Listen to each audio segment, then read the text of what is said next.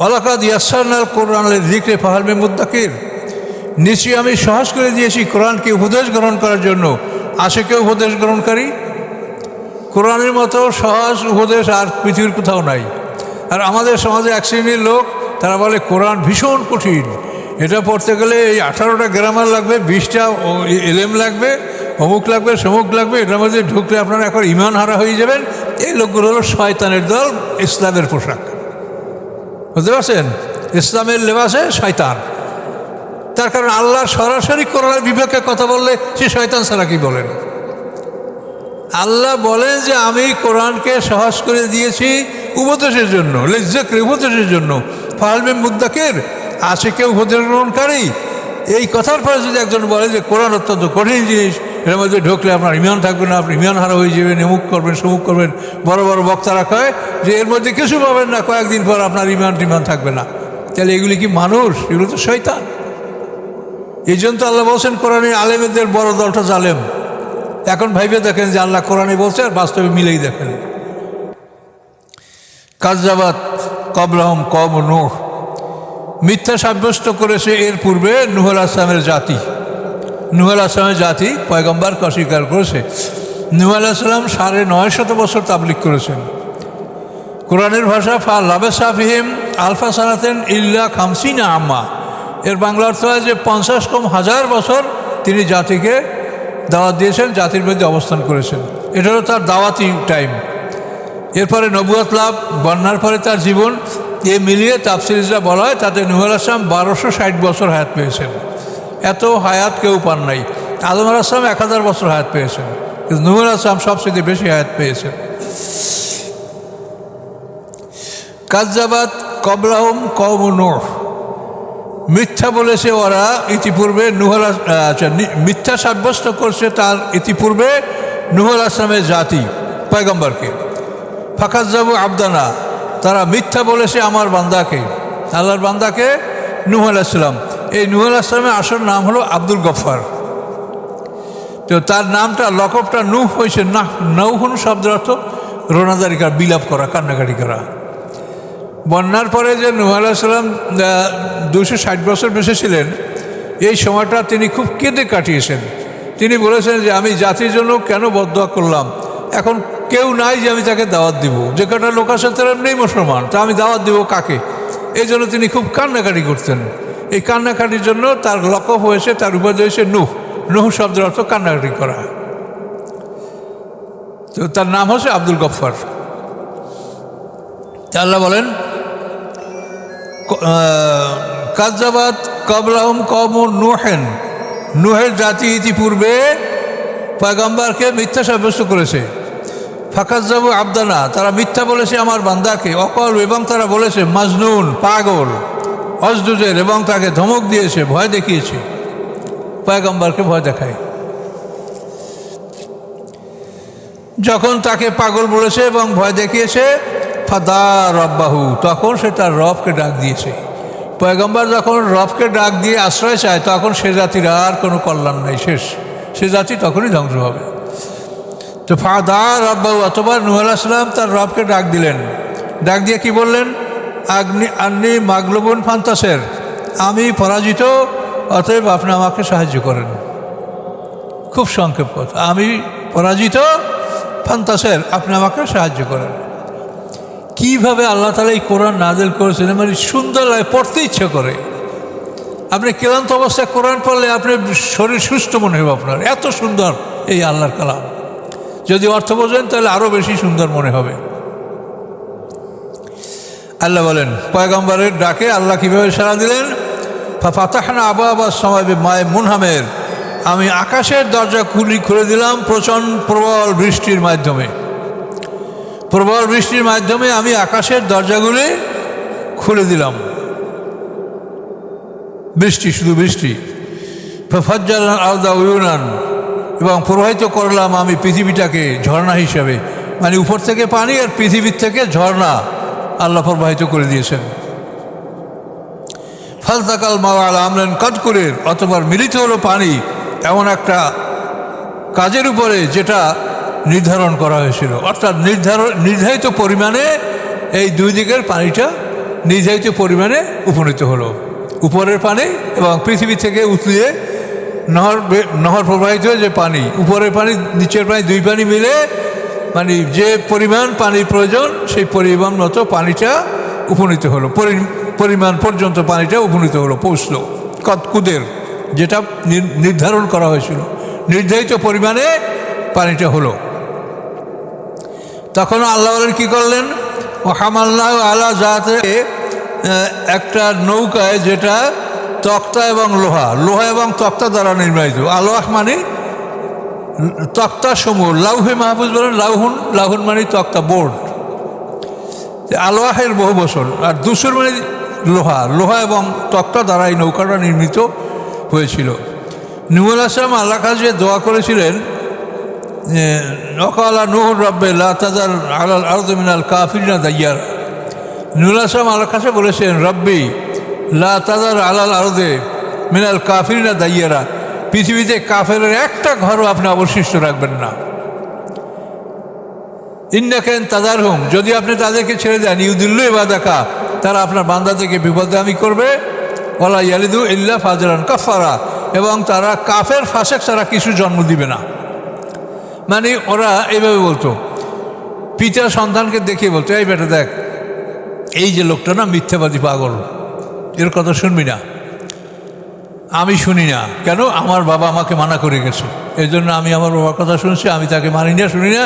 আর আমি তোর বাবা, আমি তোকে মানা করে দিলাম, খবরদার তুই তাকে মানবি না, শুনবি না, আবার তুই তোর সন্তানদেরকে ভুলে যাইস। এইভাবে তারা ওসিয়াত আর নসিহাত করে নূহ আলাইহিস সালামের বিরুদ্ধে তারা এই প্রচার চালিয়েছে। সেই জন্য নূহ আলাইহিস সালাম বলছে যে ওদেরকে রাখেন তো ওরা কাফের ফাসেক ছাড়া কিছু জন্মাবে না, ওদেরকে ধ্বংস করে একটা ঘরও রাখবেন না। তখন আল্লাহ তাআলা নূহ আলাইহিস সালামের দোয়া কবুল করলেন আর বললেন যে তুমি একটা শাল গাছ লাগাও। এই গাছটা লাগানো হলো, 20 বছর পরে বন্যা শুরু হলো। একটা চুলার থেকে প্রথমে যে মানে পানি প্রবল বেগে বের হচ্ছিল, এই চুলাটা বলা হয় যে এটা মা হাওয়ার চুলা, মা হাওয়া এই চুলায় রান্নাবান্না করতেন। এই চুলাটা ইরাকে ছিল কোনো এক জায়গায়, ইরাকের কুফা বা অন্য কোনো জায়গায়। এই চুলার থেকে পানি প্রবাহিত হলেই বন্যার সূচনা। তো এই 20 বছর বসে এই গাছটা খুব বড় হলো, আর এই 20 বছরের মধ্যে ওই জাতির কোনো নারী গর্ভবতী হয় নাই। ফলে নূহ আলাইহিস সালামের বন্যায় কোনো নাবালেক শিশু মারা যায়নি, সবাই তারা বড় হয়ে গেছে। এই অবস্থায় সবাই মারা গেছে বন্যায়। তো নূহ আলাইহিস সালামের নৌকাটা আল্লাহ বলছেন, ওয়াসনাইল ফুলকা বিআয়ুনিনা, তুমি আমার চোখের সামনে বানাও, আমি বলবো সেভাবে তুমি বানাবে। এবং নৌকাটার বক্ষস্থল ছিল তাফসীর ব্যাখ্যা জুজুয়ের তায়রে, পাখির বক্ষস্থলের মতো, ঘু ঘু কবুতর, এই যে পাখির বক্ষস্থল যেরকম, এই নৌকাটার বক্ষস্থলটা গলইটা ওইভাবে ছিল। এবং ওই রিজনেই কিন্তু পৃথিবীর সমস্ত জাহাজগুলি তৈরি করা হয়। সমস্ত জাহাজের যে সামনের অংশটা, এটা কিন্তু কাজুজুয়ের তায়রে, পাখির বক্ষস্থলের মতো। এটা নূহ আলাইহিস সালামের নৌকার নমুনা।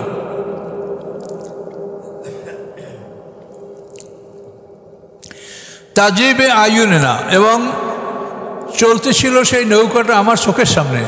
দেখেন আল্লাহ কি বলছেন, যে এই নৌকাটা আমার চোখের সামনে, আল্লাহর চোখের সামনে এই নৌকাটা চলতেছিল।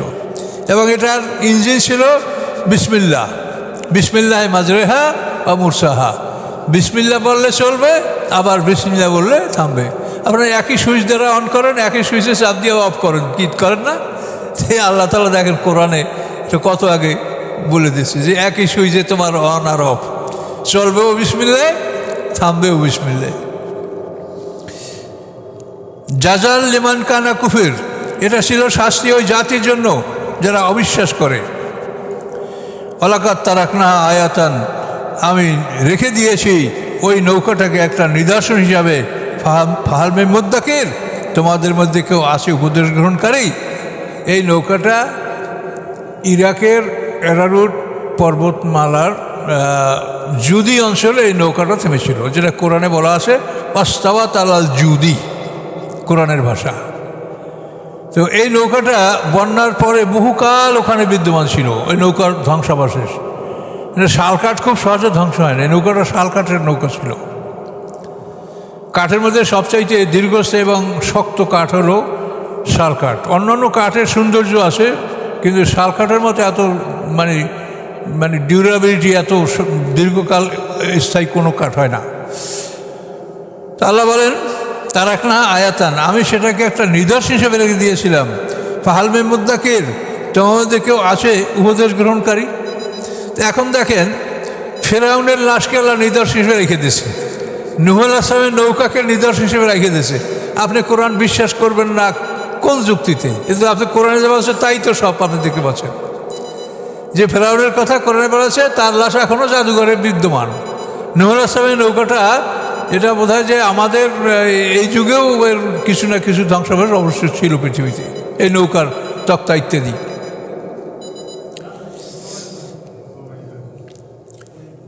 আচ্ছা, ওয়ালাকাদ তারাকনা আয়াতান ফাহালমে মুদ্দাকির, আছে কেউ মুদ্দাকির মুস্তাকির, উপদেশ গ্রহণকারী। ফাকাইফা কানা আযাবি নুজুর, কিরূপ ছিল আমার শাস্তি এবং কিরূপ ছিল আমার ভয় প্রদর্শন। আমি যে ভয় প্রদর্শন করছিলাম, সতর্ক করছি, এটা কিরূপ ছিল বলো? অত্যন্ত মারাত্মক। ওয়ালাকাদ ইয়াসসারনাল কোরআনের যিকরি ফাহালমে মুদ্দাকির, নিশ্চয়ই আমি সহজ করে দিয়েছি কোরআনকে উপদেশ গ্রহণ করার জন্য। আছে কেউ উপদেশ গ্রহণকারী? কোরআনের মতো সহজ উপদেশ আর পৃথিবীর কোথাও নাই। আর আমাদের সমাজে এক শ্রেণীর লোক, তারা বলে কোরআন ভীষণ কঠিন, এটা পড়তে গেলে এই 18টা গ্রামার লাগবে, 20টা এলেম লাগবে, অমুক লাগবে, সমুক লাগবে, এটার মধ্যে ঢুকলে আপনারা এখন ইমান হারা হয়ে যাবেন। এই লোকগুলো হলো শয়তানের দল, ইসলামের পোশাক, বুঝতে পারছেন? ইসলামের লেবাসে শয়তান। তার কারণ আল্লাহ সরাসরি কোরআনের বিপক্ষে কথা বললে সে শয়তান ছাড়া কি বলেন? আল্লাহ বলেন যে আমি কোরআনকে সহজ করে দিয়েছি উপদেশের জন্য, লিযিকরি, উপদেশের জন্য। ফাহালমে মুদ্দাকির, আছে কেউ উপদেশ গ্রহণকারী?